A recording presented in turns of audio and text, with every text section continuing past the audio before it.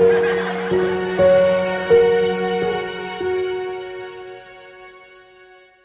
guys, Eric here in the school garden once again, and we're back for another video. Thanks so much for joining us back here in this peaceful abode that we have here in the school garden. For those that are new, thank you for coming by. Make sure to like this video, subscribe of course, share this video, and don't forget to click the notification bell to be notified of when we drop new videos, which is every single week. So I'm here just in the garden doing a little chores, fixing some things, transplanting some plants, thinning out some seedlings that we have, and we're just going to be here and do the chores and talk. So if you're ready, let's get right into the video.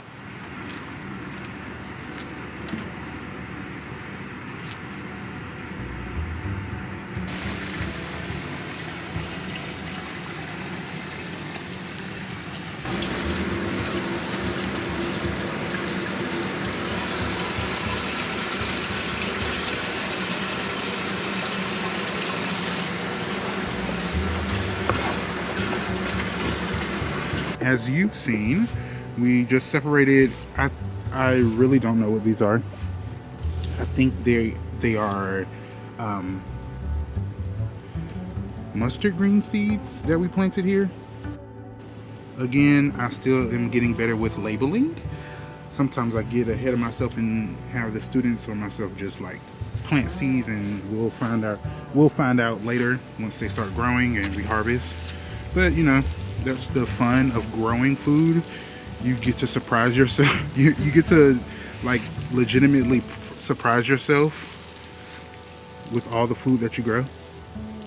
Even if you don't label, you get to be like, oh my god, what is that?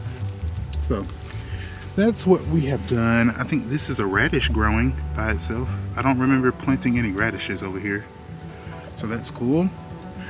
The students planted brassicas over here. We have a mixture of Brussels sprouts, broccoli, Chinese cabbage, and some other greens. We put the netting over to help protect them from the sun, because the sun is really like drying them out. So I'm trying my best to keep them covered, but the wind blowing is making it a bit difficult. But I'm going to keep them watered as much as possible because I don't want them to dry out at all.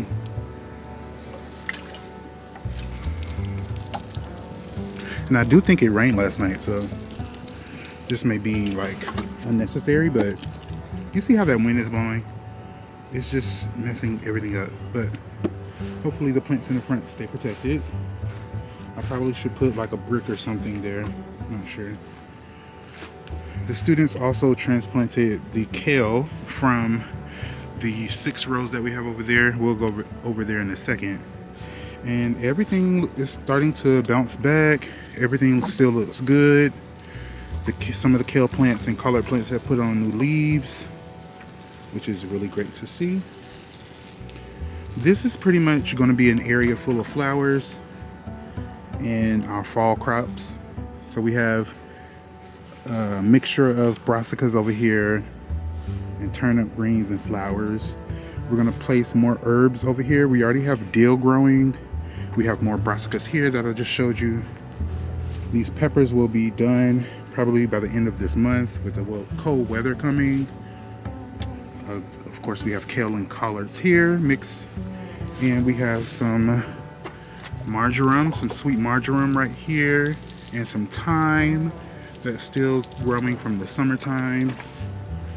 We have some Swiss chard here, and we have I forgot what kind of squash this is, but we have some squash here. It only takes about 50 days to reach maturity, so before we get our first first frost, we should at least get a few, squash harvested. Fingers crossed. I don't know, we just planted it just to see. If it happens, it happens. If it doesn't, oh well, it doesn't hurt to try. And we still have these zinnias growing, and marigolds growing strong. They are still putting on new buds. As you can see, all of the pollinators are still out here, and we're still feeding our friendly pollinators. I will be having the students collect seeds this week. We'll collect seeds from the zinnias, from the marigolds, from the basil plants. What else? We have more coriander. Well, some coriander slash cilantro that we still have to save seed from. We have beans on the other side of this greenhouse, which I'll take you guys to in a minute to save seed from. We still have the beans to save seed from. I'll take you guys over there in a second.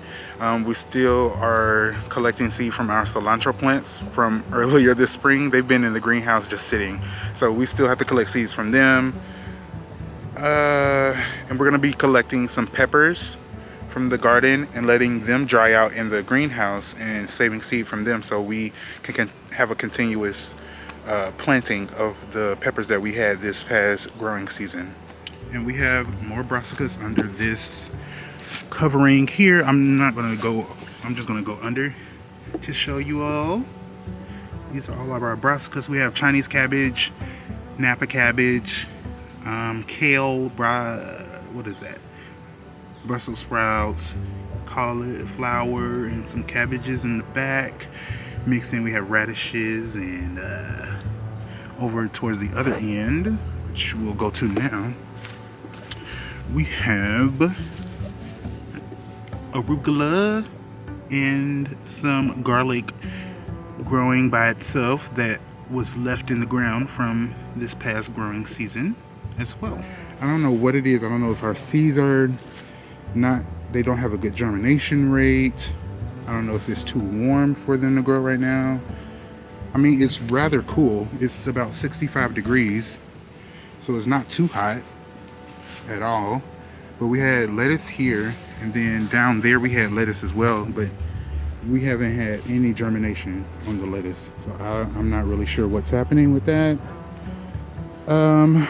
We did have Baker Creek seeds, so I don't know if they were like not good seeds. I don't know. I just don't know. But we have snap peas here. I am going to plant more snap peas because, as you see, it's very sporadic. Okay, right here I'm just planting these little onion bulbs in the ground. We do have onions growing in the greenhouse, but those have been started from seed. They're not ready to go in the garden yet, but these are. So we're just gonna plant these now. Even though things change a lot in the garden, from plants dying to your soil not being good enough for your plants, to troubleshooting pests, a lot of different things happen, but I feel like it's very consistent. You can always count on the same things happening, but you still having to troubleshoot. But again, those same things do happen. And with life being hectic the way it is, I can always come to the garden and just woosah and not really have a care. It's like my brain is put on autopilot, I guess you could say. And I feel like more people should really get into gardening. Like, the amount of stress that you could potentially release in the garden is unimaginable, especially if you haven't even started yet. We are in our container garden. The peppers are doing fabulous. The eggplants have put on new leaves. I haven't really seen much production of any fruit yet, but we're just gonna keep watering them, giving them good sunlight. Eventually, probably next few weeks, we're gonna put all of these plants in the greenhouse, and we're gonna make sure that we try to keep it warm for the plants, since these are summer crops. We don't want them to die. We really want to try to keep these alive throughout the winter. This will be our second attempt at overwintering our peppers. Last year we didn't do so well. We dealt with aphids on the plants, and then the plants died because it was too cold in the greenhouse. So this year we're going to do our best to troubleshoot all of those issues that we previously had. And I see a pepper growing over here that was not here the other day. Look at that little pepper. I love growing peppers. I think tomatoes and peppers are my most favorite plant to grow. Look at these tomatoes. This is our early girl hybrid tomato. These tomatoes look so beautiful. I really can't wait to harvest them. I've been doing my best to keep them watered.